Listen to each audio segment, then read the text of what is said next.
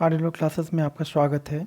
चलिए आज आपको हम सीआरपीसी के जो ऑब्जेक्टिव इम्पोर्टेंट क्वेश्चन है, इसका सीआरपीसी का लेक्चर तीसरा है। अगर आप चैनल पर नए हैं तो लाइक एंड सब्सक्राइब करें और इस वीडियो को शेयर करें ताकि ज़्यादा से ज़्यादा लोगों तक पहुंच सके और उसको इस वीडियो का लाभ मिल सके। ये जो मैं सीरीज चला रहा हूँ आपको AIB 18 जो स्पेशल क्लास है, जो AIB 18 जो होने वाला है 29 अक्टूबर को, इससे रिलेटेड मैं क्वेश्चन चला रहा हूँ जिसमें आपको सीआरपीसी के 50 इम्पॉर्टेंट क्वेश्चंस मैं आज बताऊंगा। इसके प्रीवियस क्लास में भी मैंने आपको 2 क्लास में 50 इम्पॉर्टेंट क्वेश्चन मैंने सेक्शन वाइज बताए। अगर आपने प्रीवियस वीडियो नहीं देखा है तो आप प्लेलिस्ट में जाकर के देख लीजिए, बाकी मैं डिस्क्रिप्शन में लिंक दे दूँगा, वहाँ आप देख सकते हैं। अगर आप अपडेट चाहते हैं हर एक लेक्चर का, कुछ नया अपडेट हो तो टेलीग्राम चैनल है, लिंक मैं उसका डिस्क्रिप्शन में दे दूँगा, वहाँ आप जाके ज्वाइन कर लें। तो अगर चैनल पर नए हैं तो पहले इसको लाइक एंड सब्सक्राइब करें और इस वीडियो को शेयर कर दें ताकि ज़्यादा लोगों तक पहुंच सके। चलिए आज इस क्लास को मैं स्टार्ट करता हूं।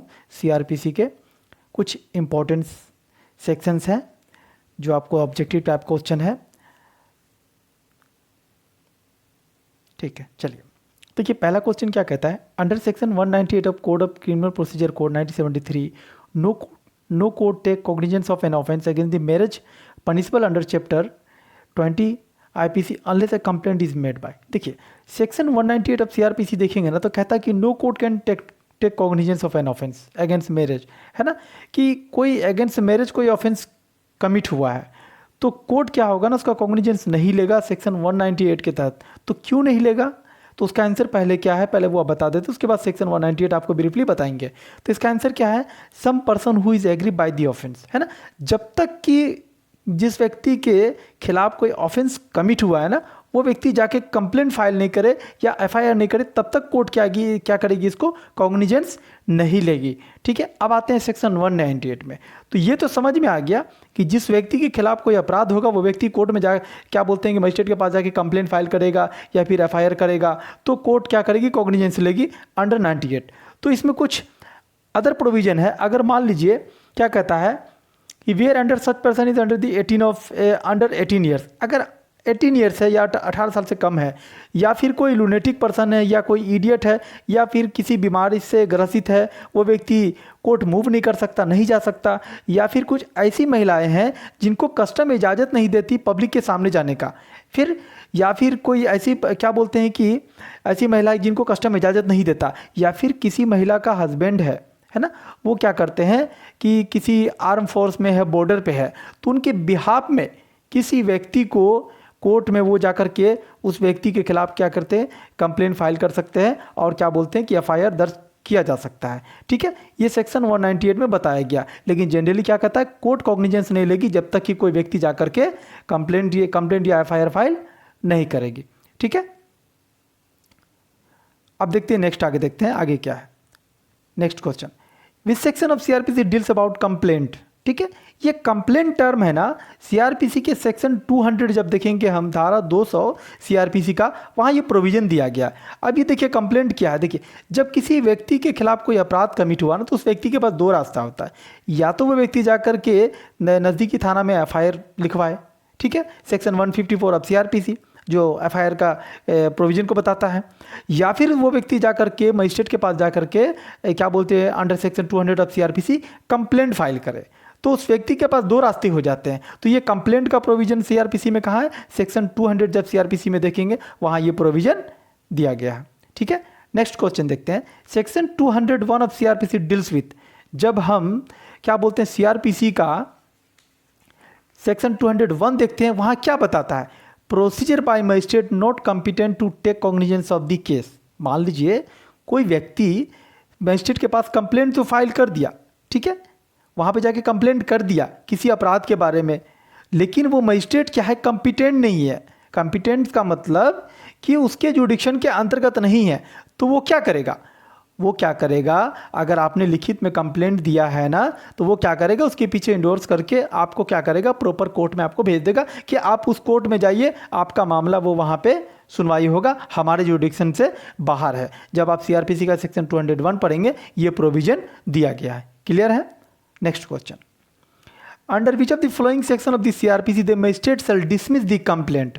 ठीक है, किस प्रोविजन के अंतर्गत सीआरपीसी में मजिस्ट्रेट के पास पावर है कि वो कंप्लेंट को क्या कर सकता है, डिसमिस कर सकता है। डिसमिस मतलब खारिज कर सकता है, खत्म कर सकता है। देखिए, जब मजिस्ट्रेट को लगेगा ना, जब आप सीआरपीसी का सेक्शन 200 पढ़ेंगे तो उसमें क्लियर लिखा हुआ है कि जब मजिस्ट्रेट को लगेगा कि उन्होंने प्रॉपर्ली इंक्वायरी करवा लिया, इन्वेस्टिगेशन करा लिया, अब कोई ग्राउंड है ही नहीं कि इस व्यक्ति के खिलाफ कोई मामला चलाया जाए, तो वो क्या करेगा, उस कंप्लेंट को, मजिस्ट्रेट के पास पावर है, उसको क्या करेगा, वो डिसमिस कर देगा under section 203 of CrPC. Clear है?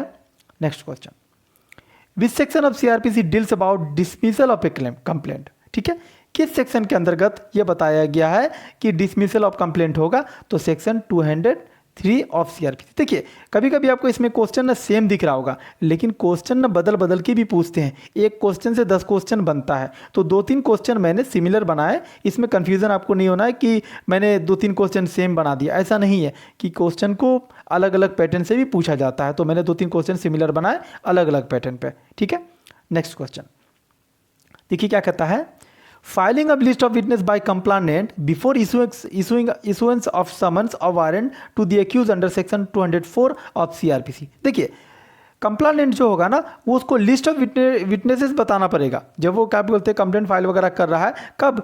Before issuance of summons or warrant. ठीक है, समन्स क्या होता है? कोर्ट का ऑर्डर होता है किसी एक्यूज्ड को कोर्ट में पेश होने के लिए। हाँ भैया आप आओ, आप पे ये आपराधिक मामला चल रहा है, आप आकर के बताइए कि क्या ये गलत है, क्या सही है। वारंट का भी इशू होता है कि जब कोर्ट को लगता है ना, वारंट किस केस में, जब वो क्या होता है, कॉग्निजेबल केस होता है जिसमें 3 साल से अधिक का सजा होता है ना, जब कोर्ट को लगता है कि नहीं इस व्यक्ति को समन्स से बुलाएंगे ना तो ये व्यक्ति कोर्ट नहीं आएगा, इस व्यक्ति के खिलाफ एक वारंट इशू करते हैं, इसको पुलिस पकड़ के लेके आएगी। ठीक है, ये दोनों मेजर क्या बोलते हैं कि क्या बोलते हैं डिफरेंस है समन्स और वारंट में। तो सेक्शन 204 में क्या है, ये मैंडेटरी है, आपको लिस्ट ऑफ विटनेस बताने पड़ेंगे। सेक्शन 204 के अंदर ये क्या है, मैंडेटरी है। क्लियर है? जब सेक्शन 204 अगर देखेंगे ना सीआरपीसी का, वहां पे बताता है क्या, इशू ऑफ प्रोसेस। क्या बताता है? इशू ऑफ प्रोसेस, क्या प्रक्रिया होगी। कोई व्यक्ति अगर कंप्लेंट फाइल वगैरह किया तो 204 के अंदर इशू ऑफ प्रोसेस बताता है कि मजिस्ट्रेट किस प्रक्रिया से उस एक्यूज को कोर्ट में बुलाएगी, या तो समन्स के द्वारा या फिर क्या करेगी, उस एक्यूज्ड का ना, एक्यूज्ड पर्सन का अटेंडेंस जरूरी है, कोर्ट में आना जरूरी है, तो कोर्ट किस प्रक्रिया से बुलाएगी, या तो समन्स भेज के बुलाए या फिर वारंट के द्वारा बुलाए। क्लियर है? अब वो क्या है, क्या बोलते हैं कि लिस्ट ऑफ विटनेस आपको बताना पड़ेगा, ये मैंडेटरी है सेक्शन 204 के अंतर्गत। क्लियर है? Next question, personal attendance of an accused can be dispensed with the under with section of CrPC. ठीक है, किसी एक्यूज का पर्सनल अटेंडेंस है तो सेक्शन 205 देखेंगे, इसमें क्या कहता है। देखिए, व्हेनेवर मजिस्ट्रेट इशू ए समन्स, जब कोई मजिस्ट्रेट क्या कर रहा है ना, समन इशू कर रहा है, ही में, तो वो क्या करेगा, if he sees reason so do dispense with the personal attendance of the accused in the permit him to appear by his pleader. ठीक है, या तो उसमें रीजन लिख देगा, आप या तो खुद आपको पर्सनल अटेंडेंस होना है या फिर आप अपने वकील को भेज दीजिए। क्लियर है? तो ये सेक्शन 205 अगर देखेंगे तो यहाँ पे क्या है, क्या कहता है section 205, magistrate may dispense with personal attendance of accused. ठीक है, वो मजिस्ट्रेट क्या कर सकता है, पर्सनल अटेंडेंस बोल सकता है एक्यूज को आने के लिए, या फिर वो खुद आए या फिर अपने एडवोकेट को या प्लीडर को भेज दे। क्लियर है? Next question, whenever a person can send fine amount through the postal department without appearing in the court in some petty offense, if yes under what provision। कहता है कि क्या कोई व्यक्ति क्या जो फाइन का अमाउंट है बाय पोस्टल डिपार्टमेंट भेज सकता है क्या, तो वो प्रोविजन अगर सीआरपीसी में है, उस क्या बोलते हैं पेटी ऑफेंस। पेटी ऑफेंस मतलब कोई छोटा मोटा जो अपराध होता है ना, उसके मामला में अगर कोर्ट किसी व्यक्ति पे कोई फाइन इंपोज करता है तो कहता है क्या कि क्या वो व्यक्ति बाय पोस्टल के द्वारा, पोस्टल डिपार्टमेंट के द्वारा फाइन कोर्ट को भेज सकता है क्या। तो अगर भेज सकता है तो वो किस प्रोविजन के अंदर है, हाँ वो भेज सकता है, लेकिन सेक्शन 206 सीआरपीसी का पढ़ेंगे तो वहां पे ये प्रोविजन दिया गया है, जिसमें सेक्शन 206 में क्या कहता है, special summon in case of petty offence. Clear है? इसमें क्या है, स्पेशल समन्स होता है, उसको भेजेगा, या तो आप खुद आ जाइए या फिर एक काम कीजिए बाय दी पोस्टल आप फाइन का अमाउंट भेज दीजिए, हम उसको कंसीडर करेंगे। क्लियर है? नेक्स्ट क्वेश्चन, सेम क्वेश्चन है, under section 206 of code of criminal procedure petty offence means, ये जो टर्म पिटी ऑफेंस है ना, ये जो इसका मतलब क्या होता है, any offence punishable with fine not exceeding 100 rupees. कोई ऐसा अपराध जिसका सजा क्या हो सकता है, सिर्फ फाइन हो सकता है, और वो क्या होगा, 1000 रुपया से अधिक नहीं हो सकता। जब सेक्शन 206 पढ़ेंगे ना, वहाँ पे ये सारा प्रोविजन आपको देखने को मिलेगा। क्लियर है? नेक्स्ट क्वेश्चन, सिमिलर क्वेश्चन है, the maximum amount of fine specified in case of petty offence under section 26 of CrPC कितना है? मैक्सिमम अमाउंट क्या है कि 1000 है, इससे ज़्यादा नहीं होगा, कम हो सकता है, ज़्यादा नहीं होगा। याद रखिएगा सेक्शन 26 में क्या है, पीटी ऑफेंस में मैक्सिमम अमाउंट है। क्लियर है? Next question, under which section of following criminal procedure code 1973 the accused shall be supply the copy of police report and other documents by magistrate। देखिए कहता है कि किस सेक्शन के अंतर्गत ये बताया गया कि जो एक्यूज्ड पर्सन होंगे ना, जिस व्यक्ति पे आपराधिक मामला चल रहा है, उसको क्या किया जाएगा कि सप्लाई ऑफ डॉक्यूमेंट्स, उसको दस्तावेज दिया जाएगा, या तो पुलिस रिपोर्ट का या फिर अदर रिक्वायर्ड डॉक्यूमेंट्स वगैरह जो होगा, जैसे मान लीजिए कि क्या बोलते हैं कि सेक्शन 161 के अंदर कोई क्या बोलते हैं कि स्टेटमेंट रिकॉर्ड वगैरह हुआ, उसका कॉपी उसको एक्यूज को फ्री ऑफ कॉस्ट में सप्लाई करना है, जो सेक्शन 207 था सीआरपीसी का। क्लियर है? Next question, committal proceeding under section 209 of the CRPC are in the nature of. ये कमिटल प्रोसीडिंग क्या होता है? कमिटल प्रोसीडिंग जब कोई मामला किसी निचली अदालत में गया, अगर उस कोर्ट को लगता है कि ये मामला हमारे क्षेत्राधिकार से बाहर है, तो वो क्या करता है, उसको कमिट करके ऊपरी अदालत में भेज देता है। उसी प्रोविजन का बारे में उसको क्या कहते हैं, कमिटल प्रोसीडिंग। तो कमिटल प्रोसीडिंग क्या है, सेक्शन 209 में दिया गया, उसका नेचर कैसा है, तो वो नेचर उसका क्या है, इंक्वायरी वाला नेचर है, ये याद रखिएगा। क्लियर है? अगर कमिटल पूछ लेगा कमिटल प्रोसीडिंग किस सेक्शन में दिया गया, तो सेक्शन 209 अगर सीआरपीसी का देखेंगे तो वहां आपको ये देखने को मिलेगा। क्लियर है? Next question, commitment of case to court of session when offence in triable exclusively by it. Section 209 है, सेम क्वेश्चन है। ये कमिटमेंट प्रोसीजर जो केस का, जो सेशन कोर्ट का जो कोई केस वगैरह पूरा का पूरा कोर्ट ऑफ सेशन के द्वारा ट्रायल किया जाएगा, ये प्रोविजन सेक्शन 209 में दिया गया है। सेम ऐसा प्रोविजन है, मान लीजिए जैसे कि कोई क्या बोलते हैं मजिस्ट्रेट फर्स्ट क्लास के पास वगैरह कोई केस का मामला चला गया, अब उस कोर्ट के लग रहा है कि नहीं ये केस तो हम नहीं सुन पाएंगे, ये हमारे क्षेत्राधिकार से बाहर है, तो उसको क्या करेगा, वो कमिट करके ऊपरी अदालत में भेज देगा, जो कि सेशन कोर्ट के पास पूरा का पूरा अधिकार है उस केस को सुनने का, जो सेक्शन 209 ऑफ सीआरपीसी में ये प्रोविजन दिया गया। जब बेरेक्ट का लाइन आप पढ़ेंगे तो वहाँ आपको देखने में प्रॉपरली मिलेगा। क्लियर है? Next question, section 210 of CrPC can be invoke. कहता है क्या सेक्शन 210 जो सीआरपीसी का प्रोविजन उसको क्या इन्वोक किया जा सकता है, तो कहता है where there is a complaint case और police is also investigating the matter, है ना, या कंप्लेंट केस हो या फिर क्या बोलते हैं पुलिस किसी मैटर को इन्वेस्टिगेट कर सकता है, तो सेक्शन 210 के अंतर्गत उसको इन्वोक किया जा सकता है, वापस लिया जा सकता है। क्लियर है? Next question, the provision relating to the charge is given under CRPC. ये जो प्रोविजन है ना चार्ज का, किसी व्यक्ति पे जो आरोप लगता है, चार्ज होता है, तो वो किस सेक्शन के अंदर का सीआरपीसी में दिया गया है, तो क्या बोलते हैं चैप्टर 17 सेक्शन 211 टू 224, 211 से 224 तक, जो क्या बोलते हैं कि चैप्टर 17 जो है सीआरपीसी का, इसके अंतर्गत प्रोविजन दिया गया है चार्ज का। क्लियर है? Next question, which form mention in the second schedule of CrPC is related with charge. कौन सा फॉर्म है? जब आप सीआरपीसी के शेड्यूल में देखेंगे तो फॉर्म नंबर 32 है, जिस जो क्या है चार्ज से रिलेटेड उसमें कंटेंट वगैरह दिया गया है। क्लियर है? फॉर्म 32 देखेंगे, जब सीआरपीसी का बेरेक्ट आपके पास होगा ना, आप लास्ट में पलट के देखना, वहाँ पे फॉर्म के कंटेंट दिए गए, फॉर्म 32 देखेंगे, वहाँ पे आपको चार्ज से रिलेटेड फॉर्म मिल जाएंगे। क्लियर है?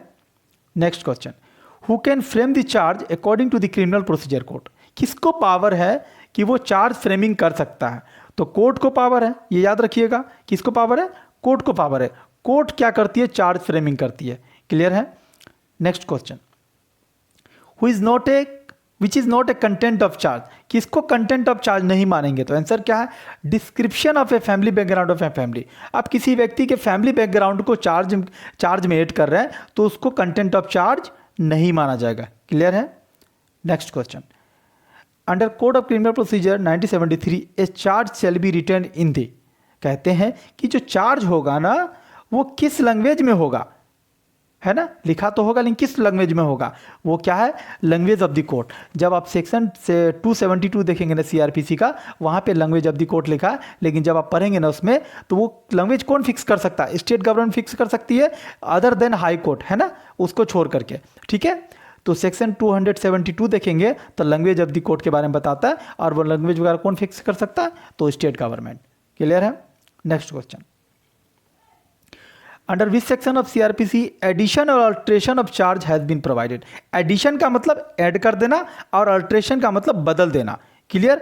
तो किस सेक्शन के अंतर्गत दिया गया है? तो सेक्शन 216 धारा 216 सीआरपीसी का देखेंगे, वहां पे ये प्रोविजन दिया गया है। क्लियर है? Next question, under which section, क्या बोलते हैं, under section 216 of CRPC the court has the power to. देखिए सीआरपीसी का जब सेक्शन 216 पढ़ेंगे ना, तो कोर्ट को क्या पावर दिया गया?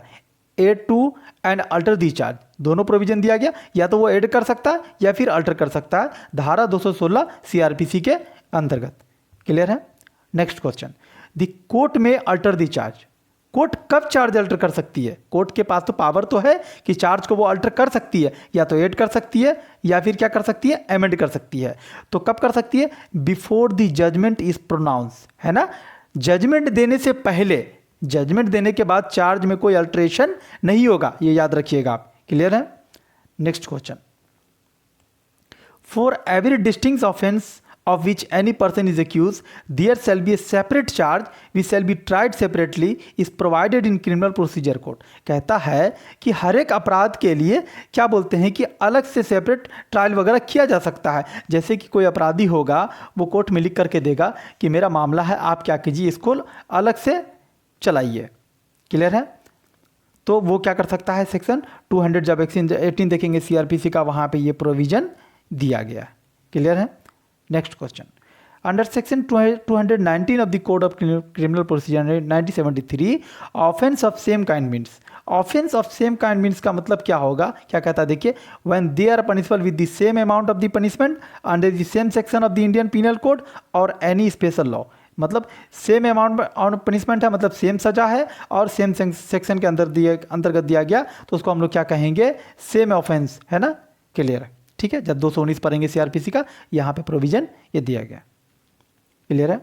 Next question, when at the stage of framing of charge the session court feels that the case is not exclusively triable by it में। ठीक है, जब क्या बोलते हैं कि फ्रेमिंग ऑफ चार्ज कर रहा है ना कोर्ट ऑफ सेशन, तो उसको लगा कि ये जो केस है ना, कि पूरा का पूरा मेरे मतलब कि हमको ट्रायल करने का ये नहीं है, तो वो क्या करेगा, सेशन कोर्ट को लगा पता कि नहीं ये केस को हम ट्रायल नहीं कर सकते, मेरा जुडिक्शन नहीं है, तो वो क्या करेगा, देखिए आंसर क्या है, frame the charge and transfer the case to the chief judicial magistrate or magistrate of the first class. वो क्या करेगा, फ्रेमिंग को चार्ज कर देगा, उसके बाद केस को क्या करेगा, ट्रांसफर कर देगा सीजीएम को या मजिस्ट्रेट फर्स्ट क्लास को। क्लियर है?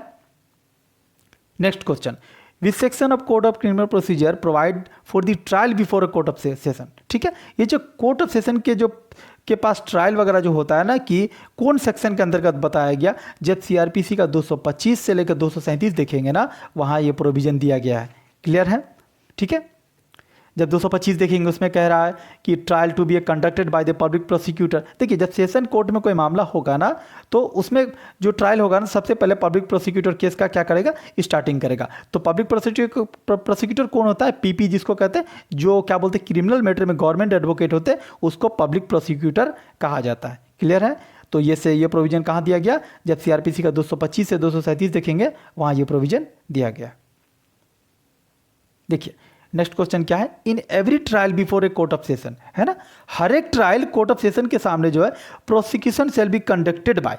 कोई मामला अगर क्या बोलते हैं कोर्ट ऑफ सेशन के पास अगर चल रहा है, तो सीधी सी बात है कि उसको कौन करेगी, कंडक्ट कौन करेगी, कोर्ट ऑफ सेशन ही करेगी। तो ये आंसर क्या है, दी सेशन जज। ठीक है, तो सेशन कोर्ट में कौन होते हैं, सेशन जज होते हैं, तो उसको कंडक्ट कौन करवाएगा, सेशन जज कराएगा। क्लियर है? Next question, joint trial of several person in permissible under, है ना। क्या कहते हैं जॉइंट ट्रायल, मतलब कि दो या दो से अधिक व्यक्ति का ट्रायल एक साथ चलाने का प्रोविजन, जो परमिशन जो मिलता है, किस सेक्शन के अंतर्गत है, जब सेक्शन 223 पढ़ेंगे ना सीआरपीसी का, वहाँ ये प्रोविजन दिया गया। कहता है व्हाट पर्सन में बी चार्ज जॉइंटली, मतलब किस पर्सन को जॉइंटली चार्ज किया जा सकता है। तो जब उसमें आप क्लाउज फर्स्ट देखेंगे ना, तो person accused of the same offence committed in the course of the same transaction. कोई व्यक्ति कोई अपराध किया सेम ट्रांजेक्शन में, और सेम अपराध है, दोनों व्यक्ति का जॉइंट ट्रायल एक साथ चलाया जा सकता है under section 223 of CrPC. Clear है? नेक्स्ट क्वेश्चन, ए सेशन जज ड्यूरिंग सेशन ट्रायल में order acquittal of accused person even before pronouncing judgment under which of the following section of the code of criminal procedure code। कहता है कि जो session जज है during trial वो क्या कर सकता है, ऑर्डर पास कर सकता है एक्विटल का। एक्विटल का मतलब देखिए, जब किसी व्यक्ति कोर्ट में कोई मामला किया ना तो वहाँ पे दो बातें होंगी, या तो उस व्यक्ति को एक्विट कर दिया जाएगा, छोड़ दिया जाएगा, बरी कर दिया जाएगा, या फिर उसको कन्विक्ट किया जाएगा। कन्विक्ट का मतलब उस व्यक्ति को सजा हो गया, और एक्विटल का मतलब उस व्यक्ति को बरी कर दिया गया, उस व्यक्ति को छोड़ दिया गया। जब सेक्शन 232 सीआरपीसी का पढ़ेंगे ना वहाँ ये प्रोविजन दिया गया है। क्लियर है? Next question. If the accused is not acquitted under section 232 of CRPC, the court calls upon him to।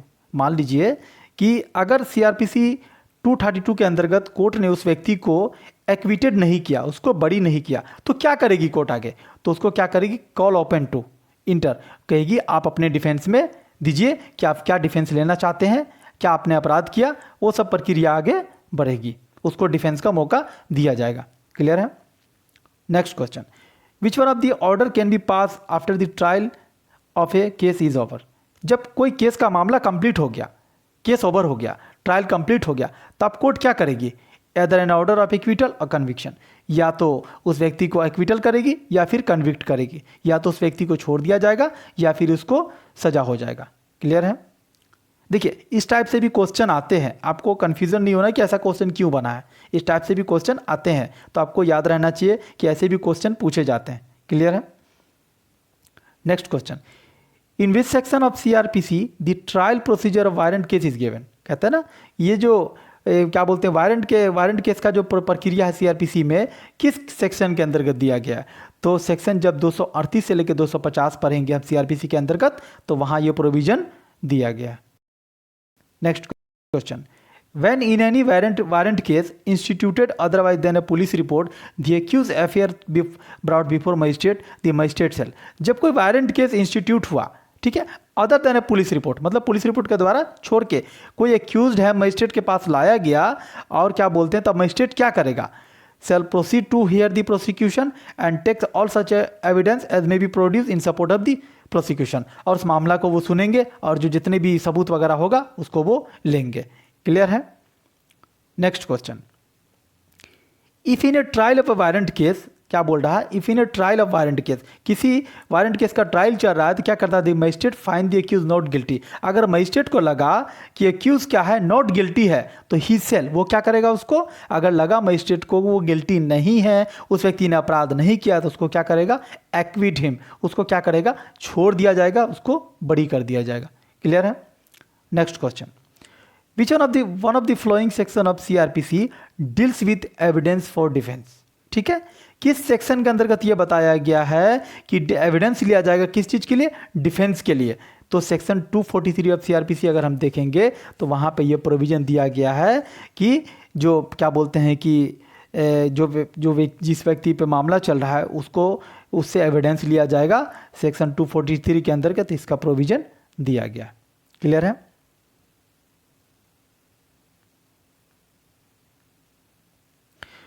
Which one of the following deals with the absence of complainant. देखिए, किस section के अंतर्गत यह बताया गया है कि अगर कंप्लाइनेंट एब्सेंस है, किस सेक्शन के अंतर्गत बताया गया? तो सेक्शन 249 ऑफ सीआरपीसी देखेंगे, वहां पे बताया गया है एब्सेंस ऑफ कंप्लाइनेंट का क्या प्रोविजन है, क्या होगा अगर जिस व्यक्ति ने कंप्लेंट किया किसी के खिलाफ, अगर कोर्ट में हेयरिंग चल रही है तो उसका क्या प्रोविजन है। तो सेक्शन 249 सीआरपीसी का देखेंगे, एब्सेंस ऑफ कंप्लाइनेंट के बारे में बताता है। अब आगे देखते हैं आगे क्या है। Next question, magistrate may discharge the accused if complainant is absent on the date of the hearing if the offence is. ठीक है, देखिए मजिस्ट्रेट क्या करेगा ना, उस एक्यूज को डिस्चार्ज कर देगा। जिस व्यक्ति पे कोई व्यक्ति कंप्लेंट करके उस पर मामला लेके आया है, अगर कंप्लेंट हेयरिंग के डेट में अगर मौजूद नहीं है तो मजिस्ट्रेट क्या करेगा? उसको डिस्चार्ज करेगा। तो वो आगे प्रोविजन क्या है? Provision would be applicable for complaint case and police case both, दोनों, या फिर क्या बोलते हैं कंप्लेंट केस में भी और पुलिस केस में भी, दोनों में होगा। अगर कंप्लेंट अब्सेंट है हेयरिंग के टाइम में तो मजिस्ट्रेट क्या करेगा? उस व्यक्ति को डिस्चार्ज कर देगा जिसपे कोई मुकदमा लाया गया है, या तो पुलिस रिपोर्ट के द्वारा या फिर क्या बोलते हैं कंप्लेंट के द्वारा। क्लियर है? Next question, compensation for acquisition without reasonable cause can be awarded by the magistrate. देखिए सेक्शन 250 सीआरपीसी का देखेंगे ना, यहाँ पे एक प्रोविजन क्या दिया गया। मान लीजिए कोई व्यक्ति किसी व्यक्ति के खिलाफ खामोखा कोई मुकदमा कर दिया, लेकिन बाद में मजिस्ट्रेट को लगा कि नहीं ये व्यक्ति तो वाकई में ये कोई अपराध नहीं किया है, उसको छोड़ दिया गया। अब बाद में उस व्यक्ति को नोटिस भेज करके, शो कॉज नोटिस भेज करके बुलाया गया कि आप क्या करो कि इस व्यक्ति को कंपनसेशन दो और आप ये मतलब शो कॉज नोटिस बताओ कारण बताओ कि क्यों ना आपसे ये कहा जाए कि इस व्यक्ति को आप कंपनसेट किया करो कि जिस व्यक्ति पे आपने फॉल्स अपराध वगैरह मामला वगैरह चलाया है। तो जब सीआरपीसी का 250 सेक्शन हम देखेंगे वहाँ पर यह कंपनसेशन का प्रोविजन दिया गया। क्लियर है। Next question, the procedure for summons case in provided in the following section of the criminal procedure code. ये समन्स केस क्या होता है, एक होता है वारंट केस, एक होता है समन्स केस। ठीक है, दो टर्म अलग अलग होता है। ठीक है, तो ये सेक्शन जब 251 देखेंगे सीआरपीसी का 251 से 259 तक, वहां ये दिया गया। क्लियर है। Next question, which provision of the code of criminal procedure 1973 deals with the withdrawal of complaint. किस सेक्शन के अंतर्गत सीआरपीसी में विड्रॉल ऑफ कंप्लेंट, विड्रॉल का मतलब वापस लेना, कंप्लेंट मतलब कोई शिकायत, कोई व्यक्ति किसी के खिलाफ कोई कंप्लेंट कर दिया मजिस्ट्रेट के पास जाकर के, अब वो क्या चाह रहा है कि उस केस को, उस कंप्लेंट को हम वापस ले। तो किस सेक्शन के अंतर्गत दिया गया, सेक्शन 257 ऑफ सीआरपीसी। जब आप देखेंगे वहां पे विड्रॉल ऑफ कंप्लेंट के बारे में बताया गया। विड्रॉल मतलब वापस लेना, कंप्लेंट मतलब कोई शिकायत, कोई मुकदमा दर्ज जो किए मजिस्ट्रेट के पास वो।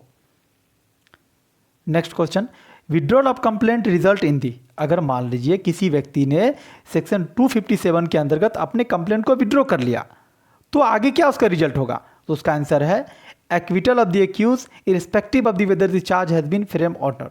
इससे कोई मतलब नहीं है कि चार्ज फ्रेम हुआ है या नहीं, उस व्यक्ति को एक्विटल कर दिया जाएगा, बरी कर दिया जाएगा, छोड़ दिया जाएगा, उस पर कोई मुकदमा नहीं चलेगा। क्यों? क्योंकि जिस व्यक्ति ने उसके खिलाफ कंप्लेंट किया था उसने उस कंप्लेंट को विड्रॉ कर लिया, वापस ले लिया अंडर सेक्शन 257 ऑफ सीआरपीसी।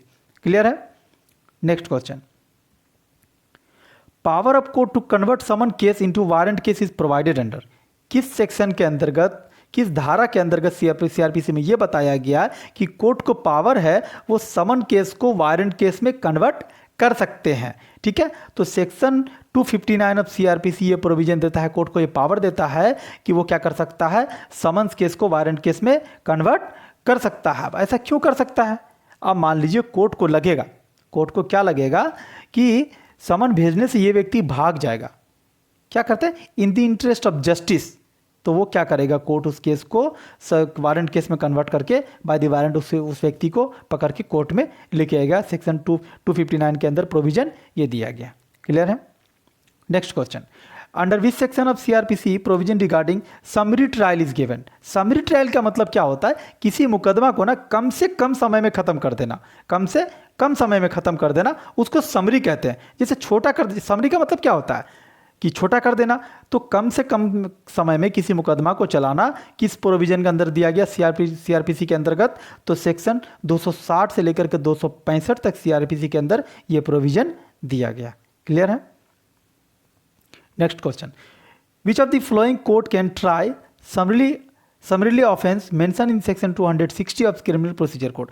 किस कोर्ट को पावर है कि वो समरी ट्रायल चला सकता है? तो कौन कौन है अंडर सेक्शन 260 धारा 260 के अंतर्गत, any chief judicial magistrate, any metropolitan magistrate or any magistrate of the first class specially. Clear है। या सीजीएम को पावर है, या मेट्रोपॉलिटन मजिस्ट्रेट को पावर है, या फिर कोई मजिस्ट्रेट फर्स्ट क्लास को अगर स्पेशल पावर दिया गया तो उसको ये समरी ट्रायल का मामला सुनने का अधिकार है। क्लियर है। और वो जो क्या बोलते हैं, any magistrate of the first class specially empower by the high court in the behalf, उसको क्या क्या बोलेंगे, मजिस्ट्रेट फर्स्ट क्लास को एम्पावर करेगा, हाई कोर्ट उसको पावर देगा तो वो उसको सुन सकते हैं समरी ट्रायल को। क्लियर है। Next question, which one of the following offence may not tried summarily. कौन से अपराध को क्या बोलते हैं कि समरी ट्रायल में नहीं चला जा सकता? तो offence punishable with imprisonment up to 3 years, 3 साल का कोई सजा है ना, उसको समरी ट्रायल में नहीं चलाया जा सकता। तो क्लियर सी बात है, 3 साल का सजा को अगर नहीं चलाया जाएगा तो 3 साल का सजा कम जो होगा, तो 3 साल का सजा जो ऊपर होगा तो उसी को हम लोग क्या कहेंगे, वारंट केस। और 3 साल का अगर कम सजा तो उसको हम क्या बोलेंगे, समन्स केस। क्लियर सी बात है। ठीक है, तो 3 साल का कम सजा जिसमें होगा उसी को समरी ट्रायल चलाया जा सकता है। क्लियर है। Next question, provision regarding plea bargaining are given under code of criminal procedure. किस चैप्टर के अंतर्गत क्या बोलते हैं कि जो प्ली बार्गेनिंग का प्रोविजन है सीआरपीसी में दिया गया है, ठीक है। तो चैप्टर 11(1) जब आप देखेंगे तो इसके अंतर्गत क्या बोलते हैं, सीआरपीसी में प्ली बार्गेनिंग का कंसेप्ट दिया गया। क्लियर है। Next question, plea bargaining a new chapter added in criminal procedure code 1973 by the criminal amendment act. ये कब ऐड किया गया? 2005 में। कंटेंट, तो कौन कौन से सेक्शन ऐड हुए? Section 265A to 265L। ये सेक्शन अमेंडमेंट होकर 2005 के बाद ऐड किया गया सीआरपीसी में, जो concept relating to plea bargaining. Clear है। Next question, under criminal procedure code 1973 who can file an application for the plea bargaining. कौन फाइल कर सकता है प्ली बार्गेनिंग के लिए? तो एक्यूज जो होंगे ना, अपराध जिस व्यक्ति ने अपराध किया है, वो व्यक्ति जाकर के एक एप्लीकेशन देगा कोर्ट में कि हम प्ली बार्गेनिंग के लिए क्या बोलते हैं एप्लीकेशन दे रहे हैं, आप इसको एक्सेप्ट करें। तो किसके द्वारा किया जाएगा फाइल? एक्यूज के द्वारा किया जाएगा। क्लियर है। Next question, right of an accused for plea bargaining in India related to. ठीक है, ये जो एक्यूज का राइट है ना प्ली बार्गेनिंग का, इंडिया में क्या रिलेटेड है? Sentence bargaining. सेंटेंस का मतलब जो सजा है उससे बार्गेनिंग किया जाएगा। वो कहेगा कि जैसे कोर्ट, प्ली बार्गेनिंग का मतलब क्या होता है? कोर्ट के सामने वो कहेगा कि ठीक है सर मैंने चोरी किया, ठीक है, तो मान लीजिए चोरी किया, तो जैसे उसका 3 साल का सजा है तो उसको 2.5 साल कर दिया जाएगा। यहाँ पे क्या प्रोविजन हो? प्ली बार्गेनिंग का मतलब इंडिया में उसको सेंटेंस बार्गेनिंग है। ऐसा नहीं कि आप प्ली बार्गेनिंग करने जाए तो आपको सारा का सारा सजा माफ कर दिया जाएगा, नहीं, आपके जो सेंटेंस होंगे उसको डिक्रीज कर दिया जाएगा। क्लियर है। नेक्स्ट और लास्ट क्वेश्चन इस सीरीज का, under which section of law magistrate has power to issue commission for examination of witness in prison. ठीक है, किस सेक्शन के अंतर्गत मजिस्ट्रेट को ये पावर देता है एक कमीशन इशू कर सकते हैं? किस चीज़ के लिए? Examination of witness in prison. कोई व्यक्ति जेल में है, उसके लिए कमीशन अपॉइंट करेगा मजिस्ट्रेट। तो किस सेक्शन के अंतर्गत पावर देता है? सेक्शन 271 ऑफ सीआरपीसी मजिस्ट्रेट को ये पावर देता है कि वो एक कमीशन अपॉइंट कर सकता है, वो जाकर के जेल में विटनेस का एग्जामिनेशन करेंगे। ठीक है, ये सेक्शन 271 ऑफ सीआरपीसी के अंतर्गत ये प्रोविजन दिया गया। क्लियर है। तो आज के लेक्चर में इतना ही, जो कि बहुत ही इंपॉर्टेंट लेक्चर था। मैंने सीआरपीसी के 50 एमसीक्यू क्वेश्चन जो इंपॉर्टेंट है, चाहे आप एआईबी के एग्जाम की बात करें या फिर जुडिशरी के एग्जाम की बात करें या अदर लीगल रिलेटेड एग्जाम की बात करें, वहाँ ये क्वेश्चन इस टाइप से पूछे ही जाते हैं। ये आपके लिए बहुत ही इंपॉर्टेंट है और आपको ये जानना ही चाहिए। अगर आप चैनल पर नए हैं तो चैनल को लाइक एंड सब्सक्राइब करें। अगर आपको कंटेंट अच्छा लगा तो इस चैनल को सब्सक्राइब करें और इसको आप आगे शेयर करें। अगर आपने प्रीवियस वीडियो नहीं देखा है तो मेरे चैनल पर जाकर के प्लेलिस्ट में सारे वीडियो को आप देख सकते हैं। मैंने इसी तरीके से कंटेंट को पॉइंट टू पॉइंट डील किया है। Thank you for watching Aryan law classes.